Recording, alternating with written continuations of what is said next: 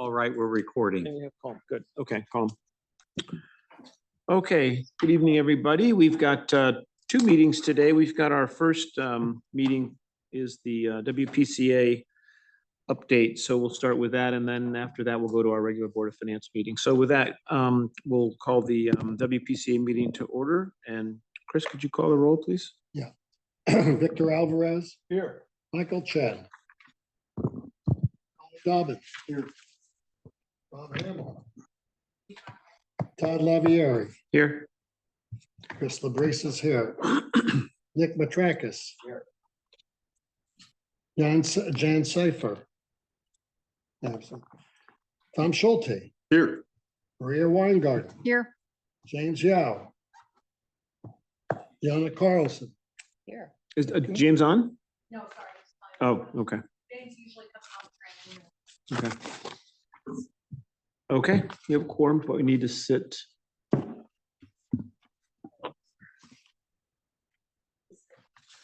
We could do Nick for Bob. Yeah. Fine. And is that all we need? Just one? No, James or We don't have to make- Michael. Yeah, Michael. You don't have to make choices. Let's see. Nick is available.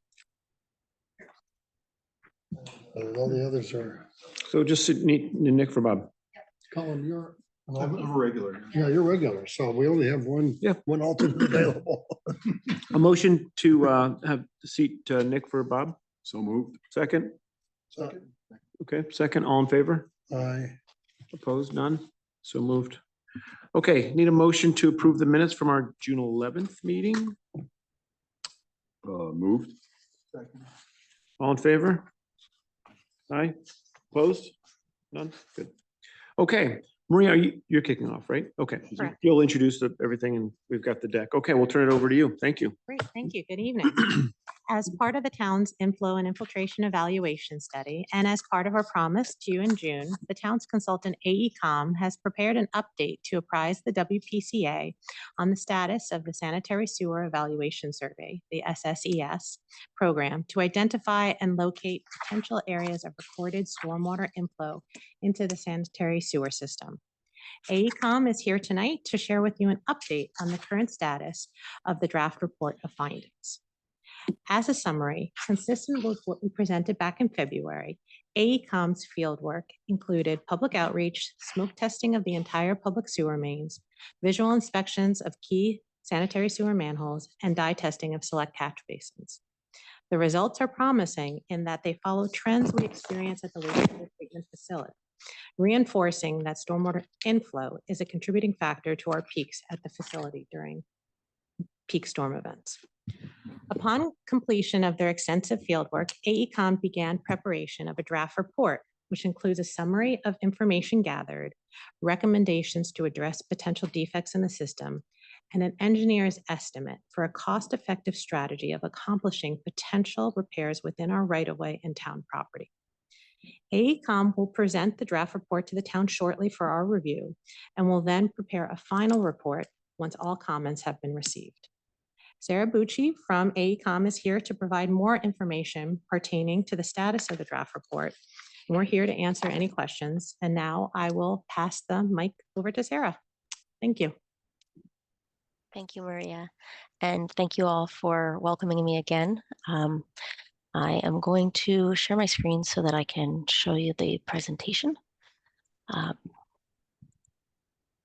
Okay, and let me know when you are able to see the presentation. Got it. Okay. Got it. All right, wonderful.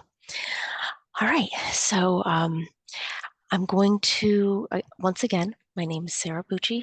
I'm from AECom, and we've been working on a sanitary sewer evaluation survey for New Canaan's wastewater collection system.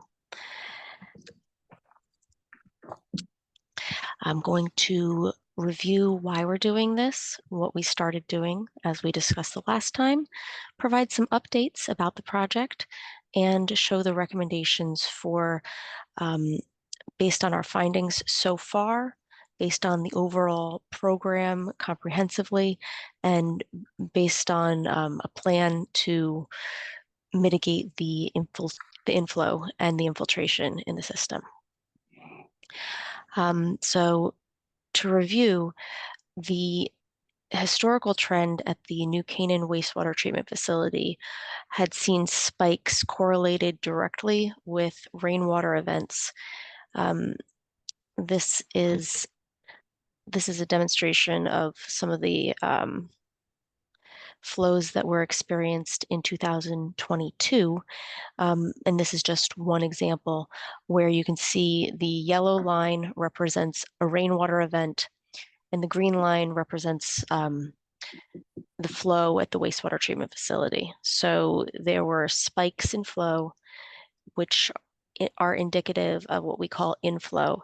Inflow is when rainwater is directly entering the sanitary sewer system, thus becoming polluted with fecal matter and requiring to be handled as though it is wastewater because it therefore becomes wastewater. And this increases the, this taxes the infrastructure. It increases the cost of treating your wastewater, increases the need for additional chemicals and additional pumping costs. To not address inflow puts the town at risk for potentially violating permits, potentially upsetting the biological process, which currently treats the wastewater, and possibly opening yourself up to additional regulation and scrutiny from the state because of any potential violations if there are overflows in the system. So New Canaan prioritized doing an infiltration study, and AECOM completed that and presented the final draft in May 2023. It confirmed that inflow is the primary concern in the sanitary sewer collection system. This map you see is the general area that has sanitary sewer in New Canaan, and the numbers on those green blobs represent what we call a sanitary sewer sub-area. A sub-area in the sanitary sewer is wastewater that collects all to a single point before it goes to the next point. When we refer to the system based on its sub-areas, it's so that we can help prioritize and identify where the needs are to better address them and to help prioritize our assessment.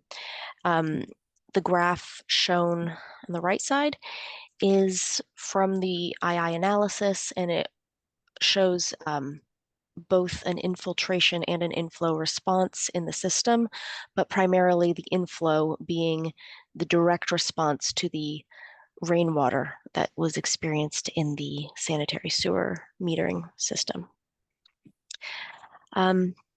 So far in the sanitary sewer evaluation survey that we've been doing in the town of New Canaan, we did a comprehensive smoke testing program after we updated the GIS data, which provided new maps and labels for each of the sanitary sewer features, meaning all of the manholes. We then ran manhole inspections in select sub-areas that had been identified in the II analysis. We provided select dye testing based on results of the smoke testing.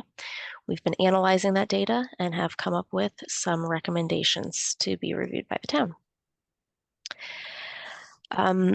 The GIS that we updated previously had some duplicate data within the system, and we were able to identify and correct that so we have more accurate information for this analysis. All of the numbers I'm presenting tonight are based on layers and layers of geospatial data. What does that mean? I mean, there's data in the system, the GIS system, showing the length, the diameter, and the material of the sanitary sewer gravity system, as well as the manholes that are connecting everything.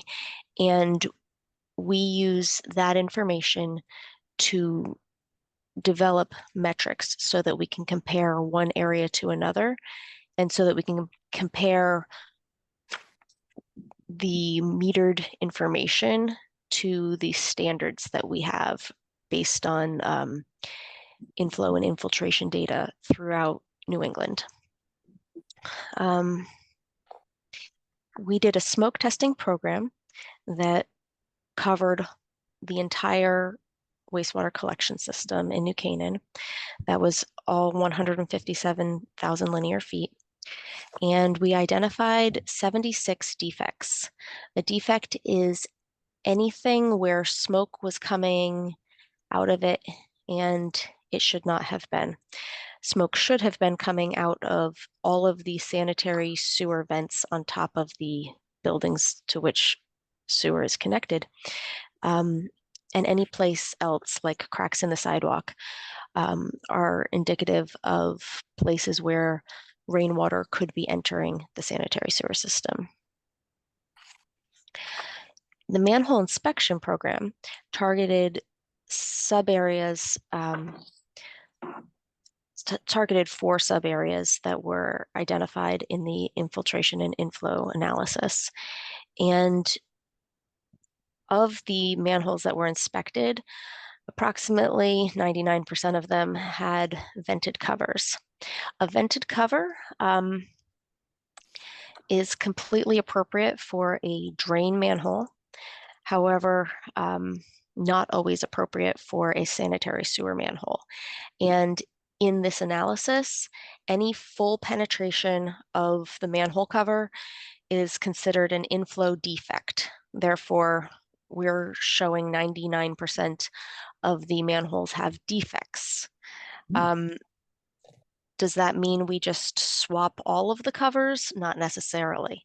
Although it is an inflow defect, the penetrations in a sanitary sewer manhole allow for methane gas to escape, so you don't have a corrosion underneath your manhole cover.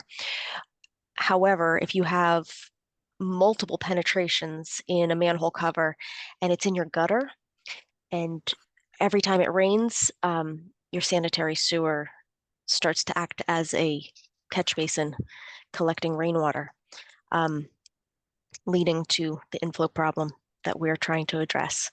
So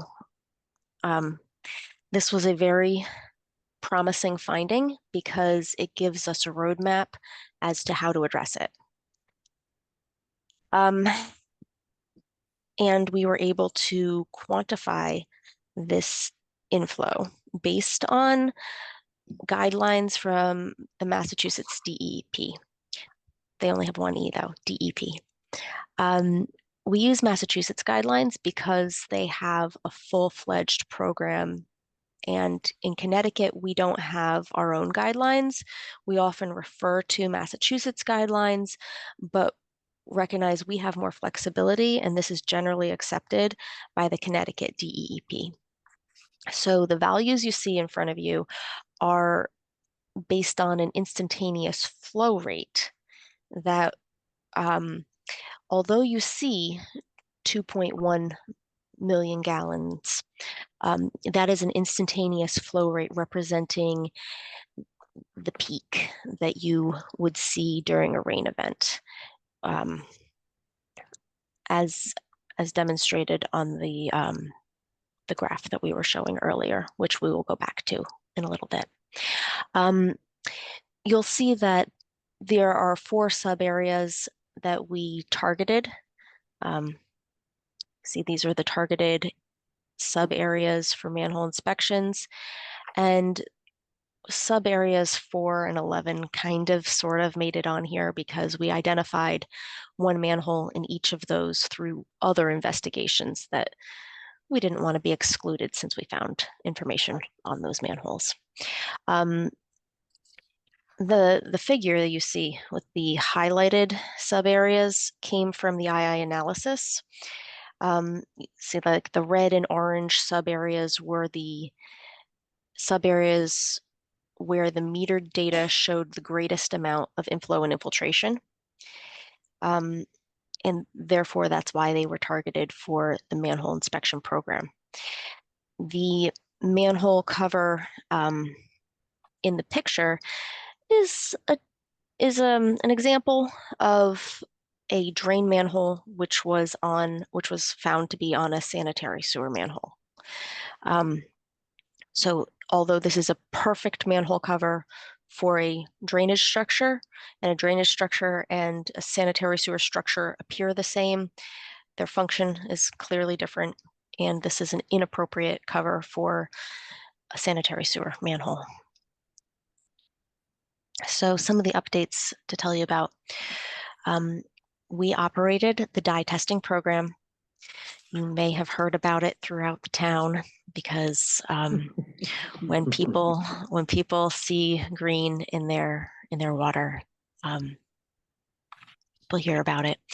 So there were 28 smoking catch basins on this scattered map view you see in front of you. The little red dots represent the catch basin locations, and we grouped them into 14 groups based on where they were, because some of the catch basins that were smoking were adjacent to one another. We completed a dye testing program, which identified one direct connection seen in this picture here. So there was a pipe found going directly from a stormwater catch basin into a sanitary sewer, and the green water was just flowing. Most of the catch basins were found to have indirect connections. However, there was absolutely smoke coming out of each of those manholes. Each of those manholes was dye water tested and dye water flooded. So, so downstream in the rainwater collection system, they plugged up whatever the pipe was, and they filled up the catch basin with, looks like ecto cooler, but it's a non-toxic, highly visible dye. They filled it up all the way and observed where the green water would appear. In 27 of the locations, the green water did not directly appear immediately in the sanitary sewer, meaning it is an indirect connection. We will talk about that a little bit more in some later slides, but in general, it's really easy to directly correct a direct connection. And then there's a few different paths that can be selected to address an indirect connection. So we'll discuss some of the recommendations that we have. The first recommendation is to plug the direct connection. That has officially already been done because it's a very direct response. The next level of priority will be to modify some of the manhole frames and covers, primarily the covers. We've been in conversation with the Campbell Foundry to discuss providing manhole covers that are non-penetrating, meaning there's still a pick hole, but the pick hole that's used for lifting the manhole cover does not go all the way through the cast iron manhole cover. It's just a lift spot. So that's a very cost-effective method of addressing the holes in the sanitary sewer.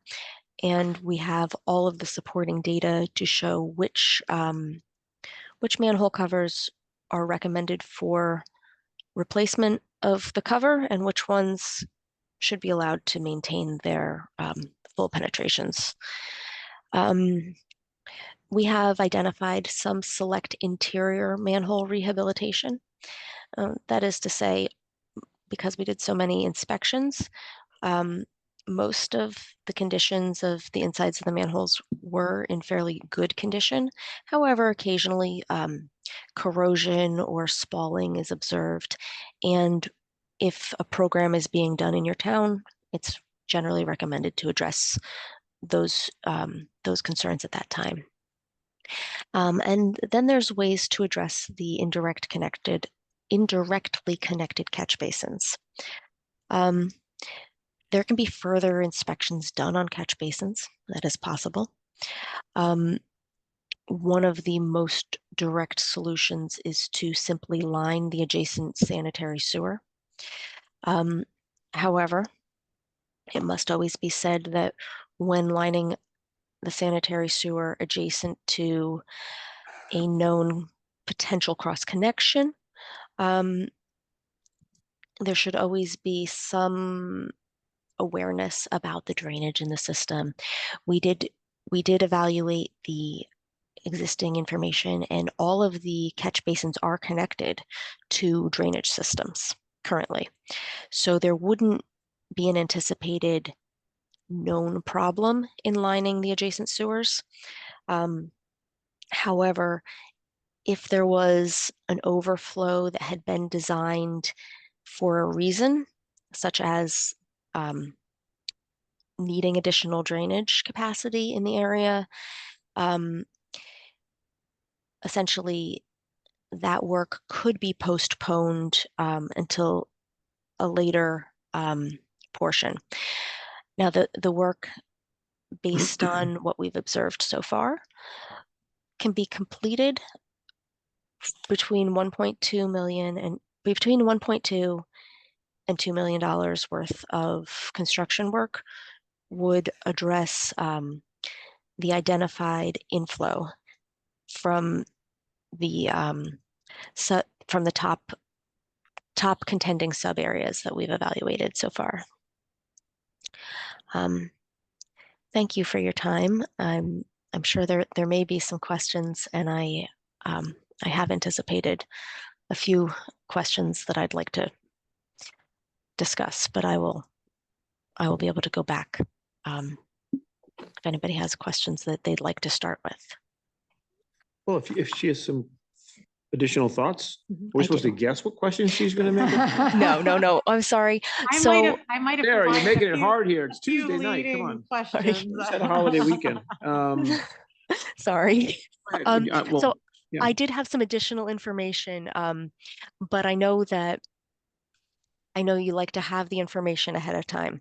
However, I'll go ahead and show you. I'll go ahead and show you what I can send this to you a little bit later. But I'm a tables person, and I apologize for throwing all these numbers in your face, but We love numbers. this will make some sense. This system that I'm showing you will make some sense, and you'll like this, I hope. So your overall area has been divided into, it's actually 10 areas. How annoying is this? There's no sub area, there's no sub area 7. It's not my fault, I promise. But there's no sub area 7, and we can't renumber them at this point because that would cause way too much confusion. So in our 10 sub areas that are numbered to 11, we have 911 sanitary sewer manholes and 157,000 linear feet of gravity sewer. So we're going to look at the overall status, and I made this really visual. So in year 1, I've highlighted it in green, extra green. We did 100% of the smoke testing, and we completed manhole inspections in 4 sub areas. Plus we have these little outlier 1%ers here. So we've completed 44% of the overall manhole inspections in your area. So originally, when we were discussing this after the II analysis, we talked about trying to hit all of these areas within 4 years. So as I've also, this can be done many different ways. This can be done looking at each sub area at a time. You can do just smoke testing. So we started with just smoke testing and some manhole inspections. So what I'm about to present for the following years is my best guess on what I think would be appropriate. However, there may be modifications to this based on factors that are town driven that I may not be aware of. So for the second year, highlighted in blue, I would recommend completing a subsurface investigation on the sub areas that we've already got the manhole inspection information on. The reason I would recommend that is because those were metered to be the most significant II contributors. And we know that when I say II, our biggest flaw was inflow. However, there may also be infiltration, and you can't see the infiltration unless you do the subsurface investigation, which is the CCTV, putting a little camera in the sewer and having that camera drive along during high groundwater. And as that camera goes along, it notes all the defects, and you can see if there's groundwater leaking into your pipe.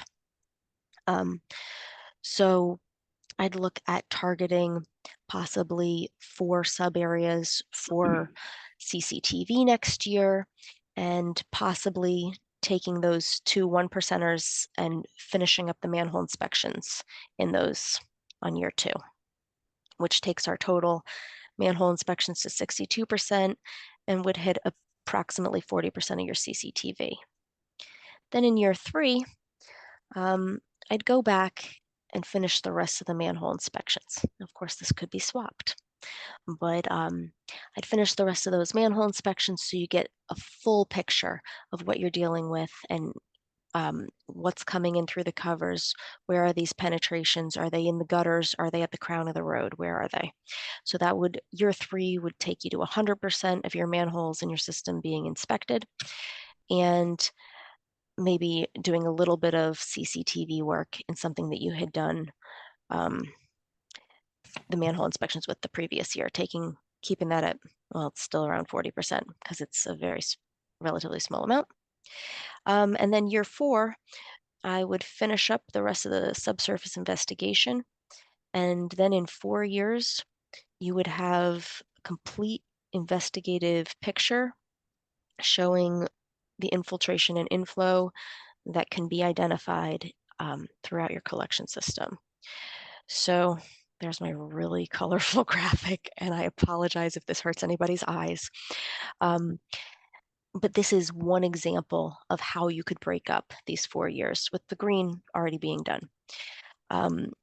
This is looking at investigative budget between 400,000 and 500,000 each year, with any that's not used in 1 year possibly rolling into the next year, so that it balances out. And what Just can you, quick, Sarah, if I Yeah. might, just so we know, so that 4 to 500,000, that's inspection cost or the recommended remediation cost? Or, that's inspection cost. so the yeah. 1.2 to 2 million of the proposed estimated budget for your recommended work, Yes. those remediation costs are above these further projected inspection costs. Indeed. So the remediation cost, so the green portion of investigation, where we really think you're getting a large return on investment. The investigation that we've done so far in green is saying that there's between $1 and $2 million worth of construction work to address the inflow that has been identified with the work so far. And that, the next slide here, this is very, this is not to be juvenile. I did draw this on with a little curve. This is not to be juvenile. This is to demonstrate that it's not an exact science where you remove one source of II, sometimes that water moves. So you're really, in reality, you're never going to eliminate all of your II. But the goal in doing an II program, and the reason why it's worth it and the reason why it's a good return on your investment is because these giant peaks are going to get shaved off. And that's really, I mean, the tighter your system is, the better your system is, the flatter this is going to be. It's never going to be completely flat. There's a normal diurnal curve that can be observed in any wastewater collection system based on human use. Even in a perfect, even on a spaceship, you would see a diurnal curve in their use of the wastewater based on when people are interacting with the water. But this is to demonstrate that overall, even during your worst rain event, even when you have some infiltration still coming into your system, when you've enacted a program like this, you'd be shaving off those peaks. You would be, you wouldn't be disrupting the balance of biological processes at your wastewater treatment facility, and you wouldn't put the extra tax on all of your pump station, all your equipment, all of your chemical loads, all the things that go into trying to maintain a system that is overtaxed and that is operating at a flow that's above where it would like to be.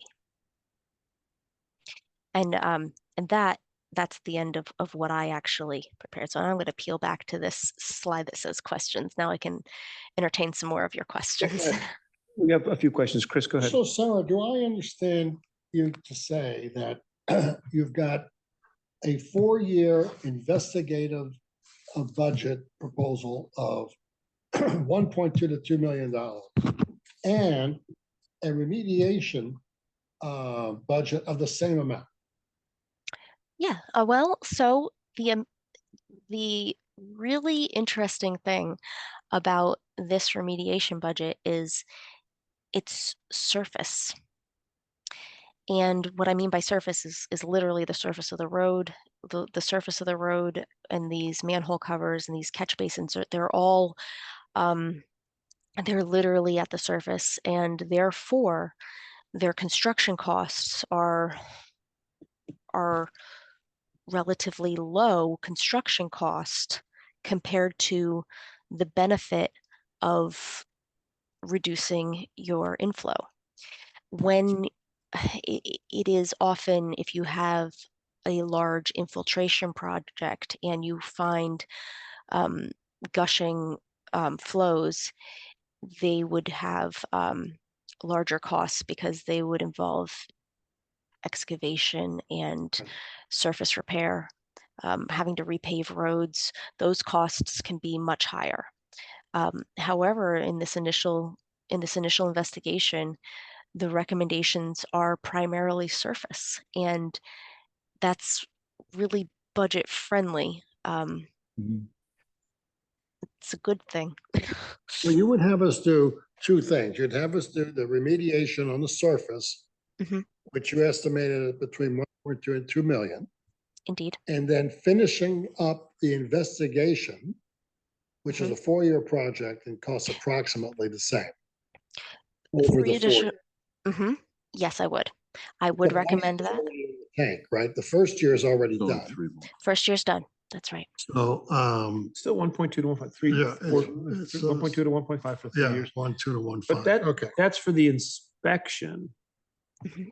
And then you may find things with that inspection that may cause more remediation. We may. That's it's 3 things. Mhm. We've already done inspection, that's this. Mhm. You have a proposal for the remediation of the green, if I follow Mhm. you. And then Correct. there's the inspection for all the other colors, for the 3 years. And then there Mhm. could be whatever remediation is that is found within there, correct? And that's Correct. a question mark. We have no idea what that could be, obviously, because we haven't done the inspection. So this is a big ticket.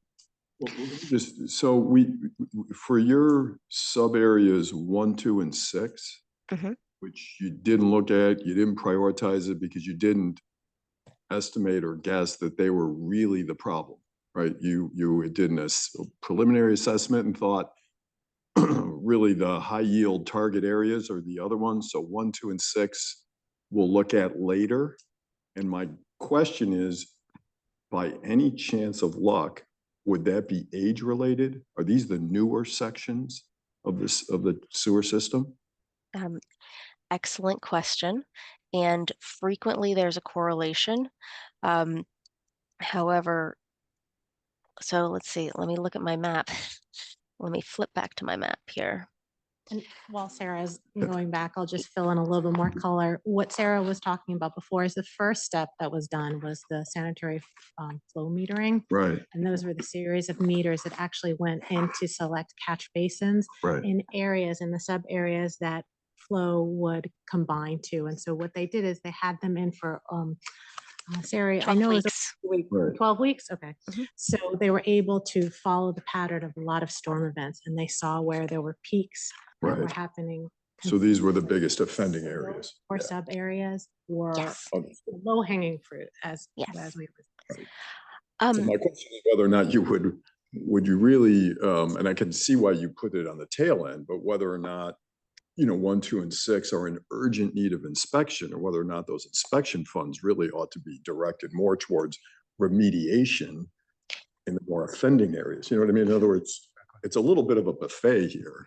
I'm not sure what people typically put on their plate, but it would seem to me that there's some questions here about the order in which you might go about doing these things, right?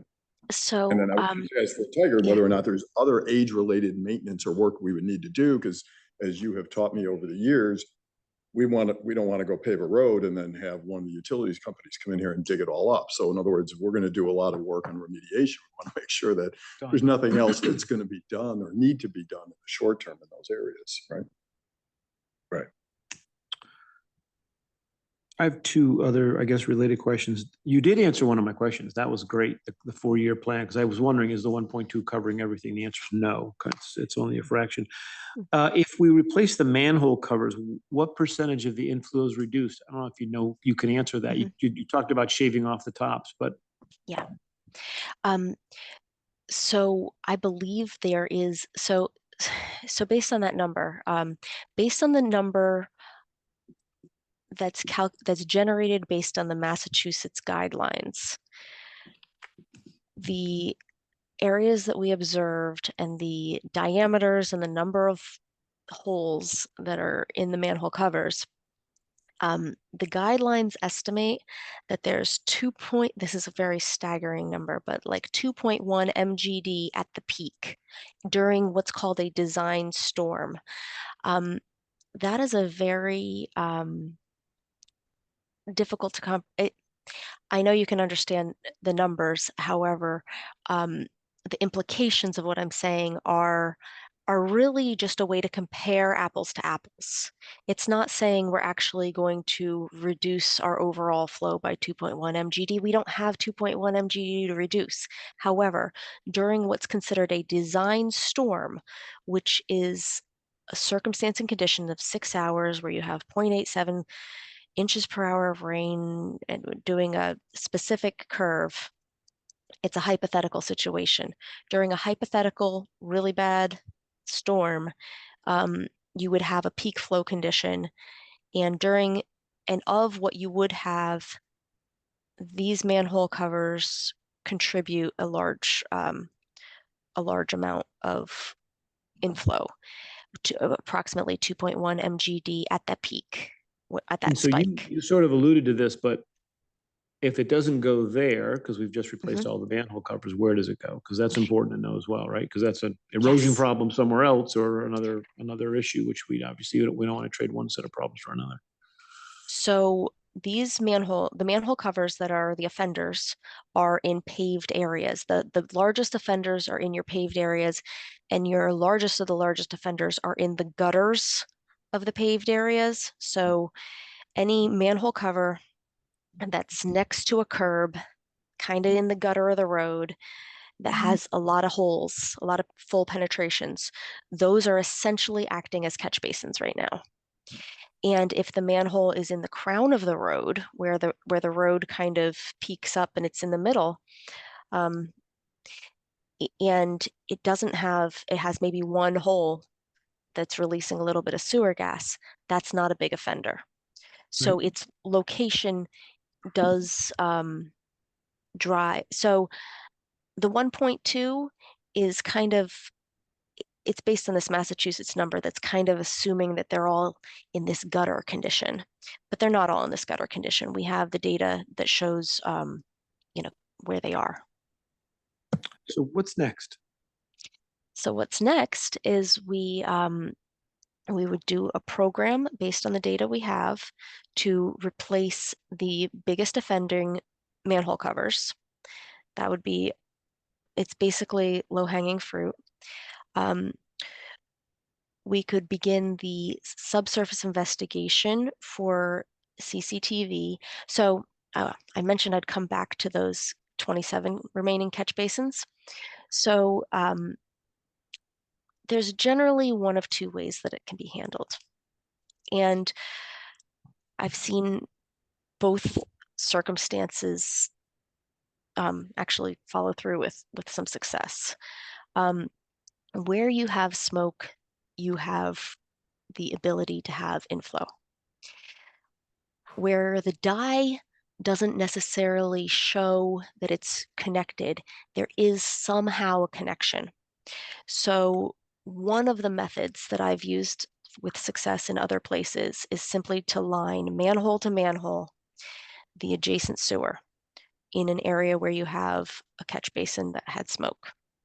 And the benefit of this is you do CCTV in advance of you require CCTV in advance of putting in your liner. They put in a fresh liner, it cures in place, and they only open up the penetrations or the lateral connections that are known connection spots that are supposed to be connected.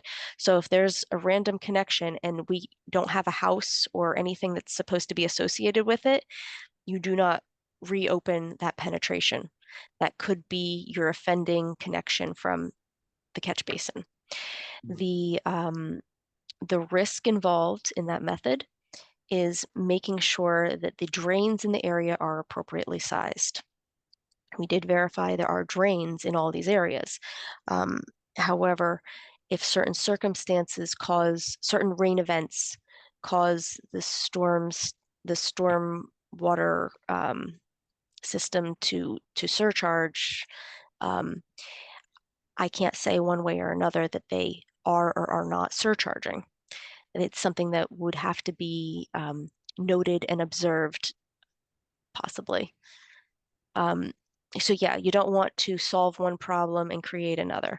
So an alternate method to simply lining is doing double CCTV, putting CCTV through your sewer and putting CCTV through your drain, which is not commonly done, but can be done, and trying to identify if you're having a structural problem in one pipe or another, or if there's actually a cross connection, and if there is a cross connection, trying to determine why. Was it put in because somebody was lazy? Was it put in because it was necessary? And that's not a question I would be able to answer without further information. I think the question for you, Maria, and for Tiger, what do you think our next steps are here? What do you want? Yeah. So we've already had Sarah reach out to Campbell Foundries because both of us want to start replacing those covers as soon as possible. Right. The frames themselves, we're hoping to avoid unless we need to. Like there are certain instances where it might be a non-standard cover size. So in that instance, we've gotten a range of order of magnitude from them that seems so far very doable based on the numbers that we first got back, which were around $80,000 for 500 covers and 50 frame and grates. Frame and covers at the same time. And then after that, that's where Sarah was saying that she needs more of our input. So this is what happens once we get the 600-page draft, is that we sit down with Sarah as they're preparing their next phase of evaluation. We're extrapolating from there where we want to go next. Okay. For example, the idea of CCTV, both storm and sanitary sewer, yes, it provides us a lot more information, but there are certain mains that we know are older mains. And those we would take the step to actually line because it gives more integrity to the pipe itself. It gives it additional life. It improves the friction of flow through it. So there's all these benefits that if you're going to be investing these dollars in an evaluation and to take those next steps, it behooves the town. Okay. So those are that's the type of feedback that we're giving Sarah right now. But the idea of we've gotten evaluation from the first year's feedback, as Sarah's discussed, we're going to get started with covers. Yep. Right, exactly. And then evaluate which areas we're going to start to look to CCTV to reline. So what do we have budgeted for next phases? I mean, the covers are the covers, makes perfect sense. Then you'll do a little more analysis, go through the rest of this report, and then come back with a more detailed plan, or say, okay, we thought we were going to do this, but now we're going to do that, or we know we're going to line, we know we're going to do that, and then that's going to cost us some amount of money over some period of time. Is that what we expect back, or how do you want to? Yes, How do you want to analyze it? How do you want to communicate back to this group? right. We'd like to wait for her report, the full report, and then come back and say these are, Okay. I mean, we would like to attack, as Maria mentioned, the manholes are Yep. very low hanging fruit where, the covers can be replaced by our men, just as we go out. And then if we're running into a problem where certain areas that we're paving, to Tom's point, right, we would take care of at that point as well. We've been doing that as we go if they've been in disrepair, but we can target also, if you will. And then the thought, as Maria mentioned, is to then say, okay, we were starting to look at relining some of our pipes. Some of our pipes are from 1909, so they're quite old. And the data, to Tom's point too, the data looking at the mapping, the data relates to the older infrastructure, if you will. But, you've got, sections 1 and 2 are newer areas. Section 2 is all of Waveney. So there's not much going on in there except for Fieldcrest and Putnam, but the majority of it we own, and it's not, apart from the high school and the Waveney House, there's not much on that system. But the areas that we've targeted already are basically our downtown area and the areas that were built first in and around the plant. And then the other areas that we haven't targeted are ones that were built later in the system, say in the 50s or what have you, and they're newer, and that's why we're not seeing as much problem there. So the thought would be to then come back and say, okay, we would like to then target both, a little bit more investigation on certain areas, but then certainly let's start working on areas that we know we could get the biggest bang. And in part of their report actually details out how much they feel, based upon the calculation from Massachusetts, what that would be. Granted, it's not pure, but it gives you an idea of what you would then, and then that gives you a cost analysis to say, okay, is it good money to spend, or is it not good money to spend? If you will. Just asking, what have we budgeted for where we are now for this year? So we With budgeted what we know? $500,000 in the budget Okay. right now. We have $91,000 remaining from last year's budget as part of the initial investigation. So we've got close to 600,000 still in play, if you will. And then budgeted, we have 2 more years of So we 500,000. think through, that's what I thought. Okay, So okay, we get $2 million total spread over 4 years. Okay. Okay. But And we get smarter a little bit every year as you keep going with that. Okay, I think that sounds like a decent plan. You have a question? Tiger, do we know who installed those vented covers in the past?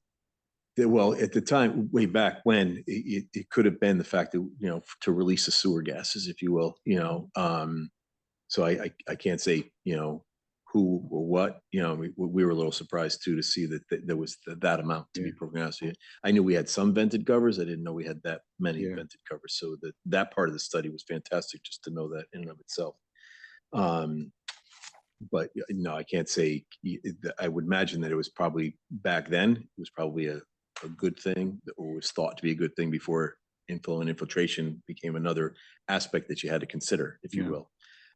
And to Maria's point, we were talking about it earlier. Originally, the sewer line was in the middle of the road, right? So it's at the crown. Okay, so doesn't gather a lot of rainwater at that point in time. But then the road migrates, the area migrates. Certain lines are placed in. If they're placed in the gutter line, That's probably the worst location, if you will, for a vented manhole, because it turns into a catch basin top. And so anything that's in the gutter line will be flowing into the manhole. That's the reason why we want to go out and attack, the areas that we can, or the manholes that we know of, that we can take care of this issue immediately. We wouldn't replace all of them, because certain areas, at certain lengths, certain areas of the line, you want to have an area where you could vent gases. But predominantly, we could get rid of, say, 250 or more of them at least at one go, without blinking, and not worrying about sewer gases at that time. And because potential of getting relief from whoever recommended those back then. Oh gosh, I mean, I that's can't like tell you that, to be perfectly honest. 50 years ago. Expired on that one. 100 years ago Yeah. would be that. Yeah. I And tell you, it wasn't AECom. Yeah. How about that? So we'll go with that. and Sarah mentioned the additional costs from the inflow and whatever you call it, the II Infiltration, yeah. filtration, the additional chemicals, the additional power to do all that. Do we have a rough order of magnitude on the cost of that versus us spending $2 million plus $400,000 a year to do an analysis? We would have Yeah. to, I think we'd have to look at that further. You have any data on that, Sarah? I 'Cause I'd do. have to- okay. I do have some data on that. So we generated a number that is considered the transportation and treatment cost. Like I can show you the numbers, but the numbers I did remove them from the overall presentation, because we're looking at spending approximately 9 cents per gallon, if you will, of wastewater treated, which sounds like not a lot. But when you escalate it for a leak that's coming in all the time, and really, and a leak that's coming in all the time, that's infiltration, that's groundwater. What is a bigger deal are the peaks, are those spikes in inflow. And the spikes in inflow is actually the bigger problem. And a transportation and treatment cost analysis is really more pertinent to an inflow problem versus the types of problems you experience with the spike. It's the potential for overflow, it's the potential for washout. It's not the continuous type of cost, but it's the catastrophic type of cost when your whole system gets overwhelmed. So in general, it's always considered cost effective to address something that is inflow driven. We can show you the numbers, but they're almost comical, because it's saying that you're going to save so much more money than you would be spending in a 1-year period of time, let alone 20. Because the quantity of inflow that's coming in through a pick hole or through a potential catch basin with all the drainage area, or even these roof leaders, but that's private, so we'll get to that not right now. That's not something to address first, but the amount of water that comes in as a giant gush to the system can cause washout, can cause potential overflows, can cause the systems have to keep running really, really high rates, or rates higher than what they're designed for, especially during a large rain event. Okay. If you were to force rank your recommendations based on biggest impact to smallest impact, how would you rank them? I would rank the biggest impact that we can have is plugging up that manhole that's a direct connection. That was number one, and it's already been done. So anything that's a large drainage area going directly into the system, that is the premium type of repair to make. A premium repair is also the catch basins that are cross-connected. When we address them one way or another, that will greatly reduce the inflow to the system. And then all of these multiple hole multiple hole covers. The multiple hole covers, especially the ones in the gutters that are essentially acting as catch basins, those are big bang for your buck return. I mean, as long as it's not a one pick hole in the crown of the road, replacing multiple hole covers with non-penetrating covers is going to reduce your inflow. However, we don't want to completely eliminate all sewer gases from being able to vent. We want to leave a few of them, especially at the crown of the road or at the end of the system, where you'd want your sewer gases to be able to be released. One Question. Yes, of course. Just to make sure I understand what the answer to Todd. We approved new sewer fees a month ago, right? So as part of that budget, I think you said, Tiger, that there's $500,000 built into that to cover this work per year. Is that right?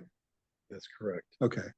So that's not enough to cover it unless we do it over through a 3-year period. Well- $500,000 isn't going to cover she's recommending $1.2 to $2 million of Yeah. work for stage 1, and then it could be That's not the twice as much for stage 2 and 3 or whatever. So isn't it true then that the sewer fees that we approved aren't going to be adequate to cover the work, and the town's going to have to pay for this itself? They're adequate to cover for this year what we budgeted. Then next year we'd have to make an analysis as to what you were going to budget, what we were going to offer to say to do. They weren't offering at the time to complete the $1.2 to $1.5 million worth of work in 1 year. We could, if you wanted to, swallow that, but the thought was to then spread that over time and to continue working on not only the analysis, but some of the construction, given the budget that we have. If we wanted to increase that budget, yes, we would have to then look at absorbing that cost. That's going to be a bonded cost, so it's more of a, it's not 500,000. It'd be more just the principal and interest on it. But at present, we were looking at, for this year, we were looking at just the 500,000 for the work that was slated, and then in coming years, should we choose to then, I'll say up the ante, but increase the budget, then we would have to look at the sewer fee at that point in time. Okay. We're going to have to look at that anyways, because we're not going to stay flat, on the sewer costs themselves to run the plant. So there'll be a delta there. And then we'd have to see whether or not we wanted to then absorb more of the cost or just continue on the road that we are at $500,000 a year and chew away at the elephant. So you're anticipating increasing the sewer costs, sewer charges every year, or at least looking at it every year? That's correct. Okay. That's almost a given. Calm. Go ahead. No, I was going to ask you, when do you want to come back to us to go? When will you be ready to sort of give us a little bit more information, a little bit of a plan and some numbers for the next wave of work? I know the question starts with Sarah. So Sarah, And when you can get through 600 pages. Luckily, most of it's addendum. The appendix. How about- Is it October? Is it, November? So I have been deeply involved in doing some deep dives into this data, and it is it's kind of, I really like data, so that's kind of a fun thing. But we one of the things about data, especially this type of data, is it can be, as Tiger mentioned, it can be packaged to do all in 1 year if you really want to do that route, or it can be parsed out. Just like the investigation can be done over 4 years or over 10 years. Similarly, the construction projects can have kind of a rolling effect based on your budget. It is a No, that's not my recommendation. question. My Oh, question is, sorry. we'll figure that out. Sorry, My sorry, question is, sorry. when do you come back to us? When do you come back to us with what you think the next amount of money is for doing what activities? Then we'll figure out, okay, well, you know what, Combs right, we'll do a little bit more, or maybe we do a little bit more next year, a little bit less. I don't know yet, but we'll have to see what that roadmap looks Right. like. So Right, So we need yeah. we need to see the menu for the buffet. Yeah. Right. And that's what Sarah is going to be getting to us. And so Sarah, that's the question, like, we would need some time. So October that we'd have, in order to present again to the WPCA, we'd have to kind of work backwards from that. Mhm. And so that would mean basically by the end of August, I imagine, really being able to need that document from you. Does that seem feasible? Absolutely.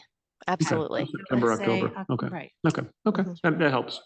Kick Yeah. off of the season at that point, I'll tell you what we're looking at. Okay. Any other questions? Well, did you say that you have ordered 500? We have did not not. order. No. We just No. contacted Price. her. Not, For the not game without, grant. not without her approval. Oh, okay, so you haven't Right, that would be a board of That's selectmen all approval, we're saying, exactly. right? ordered the frames and the covers. No, no, no. We requested a quote. We wanted to from- understand. from Your name Campbell on one of Foundry. them that you're asking? No, okay. Would you take delivery of all 500? Would we take delivery of all 500?